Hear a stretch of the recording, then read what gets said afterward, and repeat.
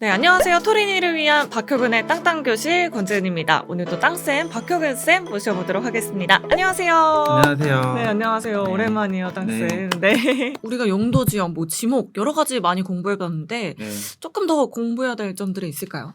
이제 오늘은 그 저번에 배우신 토지의 용도 지역을 컨트롤하는 그 이제 그거보다 더 강한 법이고 규정인데요. 우리가 이제 지역, 지구, 구역이라 그래요. 지역, 지구, 구역이요. 네. 근데 용도 지역은 저번에 공부하신 거고 오늘은 지구와 구역이라는 거, 용도 지구, 용도 구역이라는 거 오늘 공부할 거예요. 용도, 지구, 용도, 구역이요. 네네. 지난번에 용도 지역을 봤는데 또 용도예요. 뭐 우리나라에서 만들어놓은 제도가 그러네요.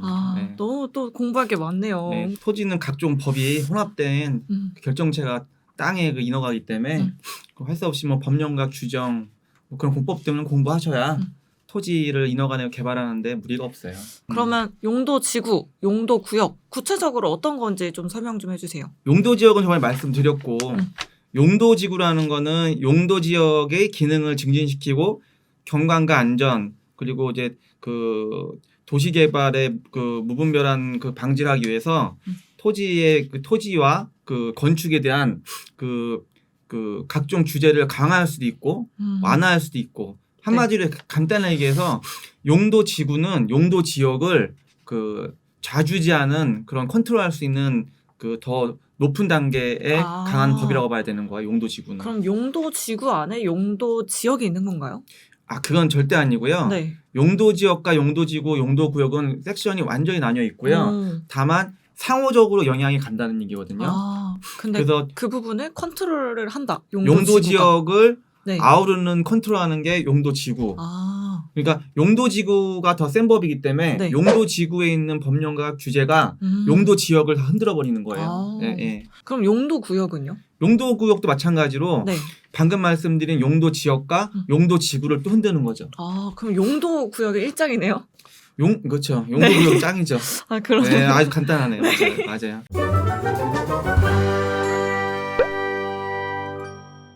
네, 그럼 이런 내용들은 어디 가서 확인할 수 있을까요? 요즘 세상에 공부할 때가 많잖아요. 네. 우리가 게을러서 그런 거지. 뭐 유튜브를 보셔도 되고 네이버나 뭐 구글 쳐도 나오는 거고. 그 단어 하나 치면은 다 정의 뜻이 나와 있어요. 다만 그 정의와 뜻이 너무 이제 전문 용어돼 있으니까 우리 토린이 분들이 헷갈려하는 거지. 네. 그래서 저는 최대한 지금 진짜 우리 토린이 여러분과 숨 쉴 수 있도록 동기화할 수 있도록 몇 점 몇 탄 이거 다 빼버리고 그냥 정말 개념만 잡아서 정확하게 말씀드리는 거예요. 그러니까요. 쉽게 그냥. 제가 뭐 용도 지역 알 정도면 우리 땅쌤이 엄청 자세하고 쉽게 편하게 설명을 해주시는 거죠. 어차피 우리는 돈 버는 게 목적이기 때문에 그러니까요. 땅을 투자해가지고 그러면 정확한 개념만 꿰뚫으면 다 되는 거 뭐든 간에. 맞습니다. 그러면 이런 용도 지구 구역, 용도 구역, 용도 지구, 용도 지역 모두 다 지난번에 우리가 배웠었던 그 서류에서 확인을 할 수 있는 거죠. 토지 이용계획 확인원. 토지 이용계획 확인원. 네. 그걸 띄면 다 볼 수 있죠. 착각하지 말아야 되는 게 토지 이용계획 확인서를 띄었을 때 지금 말씀드리는 용도 지역, 지구, 구역만 나오는 게 절대 아니에요. 또 그 땅을 주무르는 각종 다른 법령과 규제들도 그 이용계획 확인원에 다 적시가 돼 있어요. 그러니까 토지 이용 계획원을 정말 샅샅이 낱낱이 리딩을 다 해야죠. 리딩을 할 줄 알아야 이제 땅을 제대로 살 수 있다. 그 땅의 가치가 정확히 보이는 거죠. 그리고 한 번 더 붙여서 얘기하자면 토지 이용계 확인원만 간파했다고 해서 그게 완전한 간파가 아니고요. 그건 서류상의 1단계 간파일 뿐이고 그 간파한 내용이 맞는지 안 맞는지 그 지자체나 그 시군구 그 지역의 그 관할청에 가서 그 법령과 관계 있는 관계 부서에 가서 또 한 번 확인사를 해야 되는 거예요. 각 지자체마다 도시계획 조례라는 게 있어요. 조례. 그건 이게 그 지자체 자치법규라는 얘기예요. 그렇기 때문에 그 도시계획 조례에 의해서 그 건폐율과 용적률을 완화할 수도 있고 강화할 수도 있는 거예요. 근데 사실 저희 같은 직장인들이 토린이들이 많잖아요. 근데 지자체에 직접 가기는 사실 너무 멀고 좀 힘들 수도 있는데 좀 어떻게 다른 방법으로 확인할 수 있는 방법이 있을까요? 그래서 다 전문가라는 게 있는 거고요. 토지를 허가내는 거는 토목 측량 설계 사무실 또는 토목 측량 엔지니어링이랑 하고요. 토목측량 설계사무소. 네. 네. 땅을 허가내는 거는 토목측량 엔지니어링에 자문을 구하시는 것이고 그 땅 위에 건물을 짓기 위해서는 그 해당 지자체에 있는 건축사를 찾아가시면 돼요. 건물은 건축사, 네. 건축사 사무소나 건축사 엔지니어링, 네. 땅을 허가내는 거는 토목측량 엔지니어링. 이렇게 구분이 돼 있는 거예요. 그럼 이런 곳들을 방문할 때 뭔가 상담을 신청을 하고 가고 뭔가 상담료가 발생을 할까요? 친하면은 그냥 100개 물어 100개 서비스도 해주고 안 친하면은 좀 돈 받아 먹더라고요. 네. 박효근의 땅땅교실. 아니 근데 이렇게 뭐 토목 설계 사무소가 있고 다 설명을 해주면 사실 저희가 이렇게 따로 공부해야 될 이유가 있나요? 없지 않나요? 그거는 네. 질문 자체가 너무 저기 좀 제가 볼 때는 상식이 안 맞는 질문이에요. 뭔 뜻이냐면은 돈이 네. 아까도 말씀드렸다시피 몇백만 원 투자하는 꼴은 거의 땅에서 없어요. 맞아요. 뭐 자기들이 펀드를 조직하기 전까지는 네. 기본 개인 투자할 때도 몇 천이 기본이기 때문에 그럼 재은 씨 같은 경우도 몇 천만 원이나 목돈을 투자하고 몇 억이라는 돈을 기본으로 투자할 텐데 본인도 뭔가 토지에 대해서 공부를 하고 알고 나서 이 땅의 정체성을 알고 가치를 알고 돈을 투자해야지. 맞아요. 그 큰 돈을 투자하는데 어떻게 그 전문가들한테만 다 위임을 합니까? 그러니까요. 그분들도 보면 사기꾼들이 있어요. 그래서 그분들도 어느 정도 컨트롤하고 간파하기 위해서 네. 그리고 그분들이 하는 일을 잘하고 있나 못하는가를 확인하기 위해서 그리고 이 땅이 좋은지 안 좋은지는 그래도 어느 정도 초기 온 상태에서 감을 잡고 이 땅의 정체성 가치를 알고선 그분들한테 일을 시켜야지. 네. 그냥 그분들한테 아무 땅이나 땅도 모르고 그냥 땅 갖다 주고도 이거 뭐 검토해봐라. 그 자체가 잘못된 거예요. 그러니까요. 예, 본인도 어느 정도 땅에 대해서 공부에 대한 깊이가 있고 경험인 상태에서 토지를 매입하고 사고팔고를 해야 그게 맞는 그 원칙이고요. 그리고 그런 전문가한테도 본인이 어느 정도 알고 일을 시켜야 되는 것이고. 그래서 오늘은 용도 지역을 컨트롤하고 조정하는 네. 용도 지구와 용도 구역을 그 간단하게 개념을 공부해야 될 텐데 네. 용도 지구는 굵직하게 총 9개가 있고요. 섹션이. 네. 용도 구역은 굵직하게 총 5개의 섹션이 나눠지는 거예요. 네. 그래서 이제 제가 그 요 표를 하나를 띄워 드릴게요. 요렇게 가지고 네. 여기 보면 이제 용도 지역, 용도 지구, 용도 구역 나오잖아요. 그러면 용도 지역이 그때 내가 21개인가 전체적으로 말씀드린 것 같고 네. 용도 지구는 이제 보다시피 이렇게 9개로 크게 나뉘는 거고요. 구역은 이렇게 5개로 나뉘는 거예요. 네. 그래서 얘가 얘를 아우르고 조정하는 거고 얘가 얘 2개를 조정하는 거예요. 확실히 얘가 제일 센 거죠. 용도 구역이 네. 강해 보이네요. 뭐 네, 그린벨트도 있고. 네, 여러분들이 흔히 잘 아는 개발 제한 구역 네. 그린벨트죠. 네. 그린벨트가 여기에 속한 거예요. 그러니까요. 뭔가 이 그린벨트, 뭐 수산 자원 보호 구역 이런 게 엮여 있으면 다 제한하는 용어들이고요. 네, 아무것도 할 수 없는 거잖아요. 그렇죠. 네. 여기서 제일 쓸만하고 괜찮은 거 딱 하나밖에 없는데 입지 규제 최소 구역이라는 게 있어요. 그건 뭐죠? 요거로 지정되면 그 지역 자체를 네. 개발할 수 있게 좀 풀어주고 완화해 주는 거예요. 네. 그래서 요 5개 중에 요거 하나 쓸만한 것이고 요 9개 중에서 쓸만한 거는 네. 수락지구와 개발진흥지구가 그나마 2개가 제일 쓸만한 용도지구인데 네. 요거는 자연취락지구와 집단취락지구로 나눠요. 취락지구는. 그래서 이제 그 집단취락지구라는 거는 그 아까 말씀하신 여기 그린벨트 네. 안에 모여있는 마을 형태를 집단취락지구라고 하는 거고 이 그린벨트 안에 모여있는 마을을 혼재되어 있는 거를 집단취락지구 지역이라고 하는 것이고 네. 그리고 우리가 여태까지 배운 기타 용도 지역들 뭐 녹지 지역이라던가 관리 지역 체계라던가 그런 비도시 지역 도시 지역 체계에 우리 배웠던 그 지역 안에 있는 마을도 우리는 그 자연취락지구라고 하는 거야. 자연취락지구. 그래서 네. 취락지구는 자연취락지구와 집단취락지구 2개로 나뉘는 거고요. 네. 개발진흥지구도 또 여러 개로 나눠져요. 네. 이 개발진흥지구의 의미는 뭐냐면은 어떤 한 테마를 딱 줘가지고 집중적으로 그것만 개발하라는 뜻이에요. 아주 간단히 얘기하면은. 예를 들면 어떤 걸 개발할 수 있을까요? 뭐 예를 들어서 뭐 관광자원진흥 개발지구, 네. 뭐 주거용 개발진흥지구, 또 어쩌고저쩌고 몇 가지 있어요.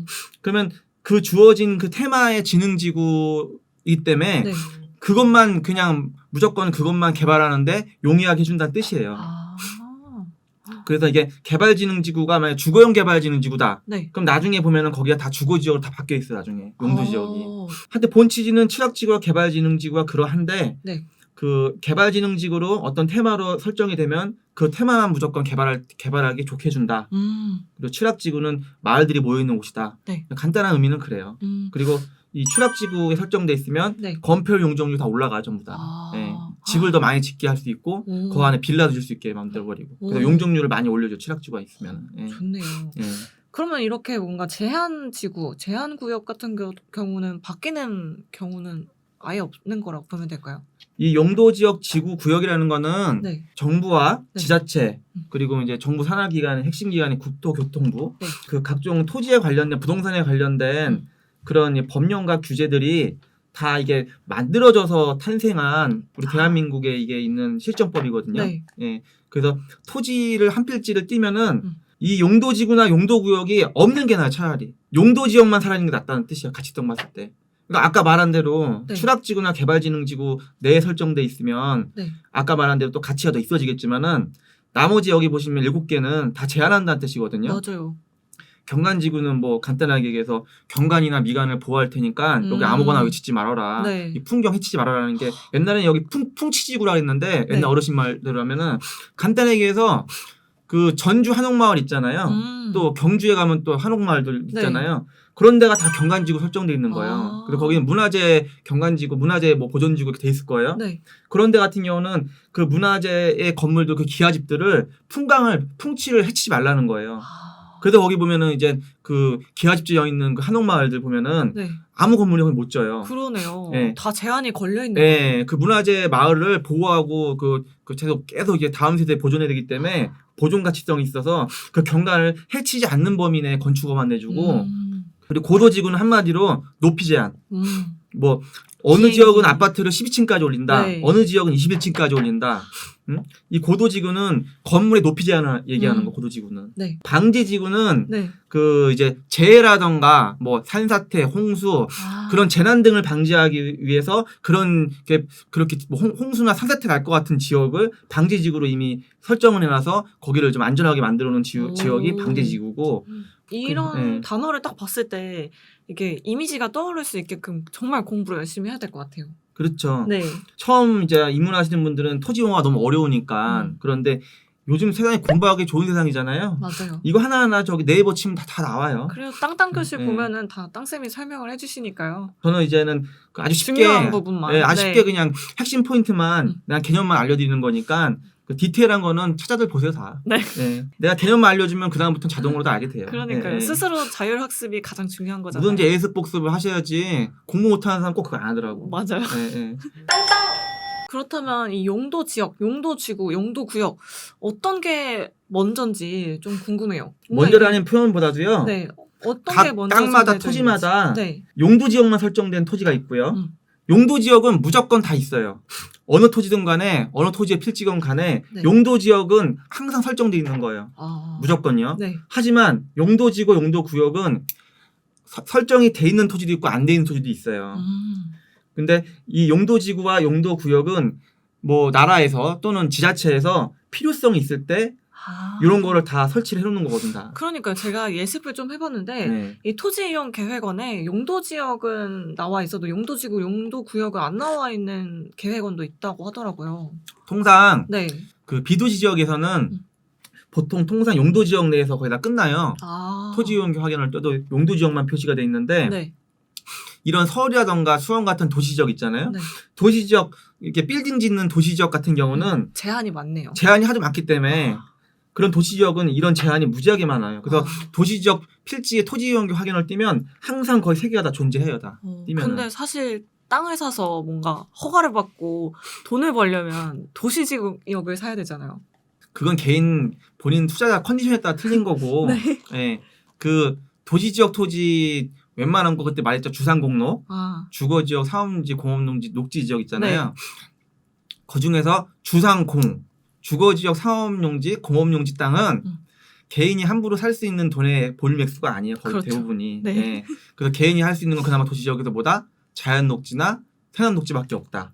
그나마 그 볼륨이 약한 거는. 네. 그 자연녹, 생산녹지까지는 개인들이 웬만한 소액으로 가능한데 아까 말한 주상공에 대해서는 거의 이제 시행사나 시공사나 기업들, 회사들, 법인들이 사는 게 주류지 개인도 진짜 뭐 갑부나 돈 많은 사람들이면 할 수 있겠죠. 맞아요. 그거는 대한민국 상위 1% 안에만 얘기하는 거고 그 일반적인 이제 99%의 개인이나 그 소액 투자자들은 그 주상공은 일단 제끼시고 웬만하면 네. 너무 볼륨이 세니까 네. 그 녹지 지역 내 자연 녹지나 생산 녹지 보존 녹지는 웬만 하지 말라 그랬잖아요. 보존 녹지는 할 게 없다고. 네. 그래서 녹지 지역 내에서는 도시 지역에서 녹지 지역 내에서는 자연 녹지, 생산 녹지가 그나마 제일 만만하다.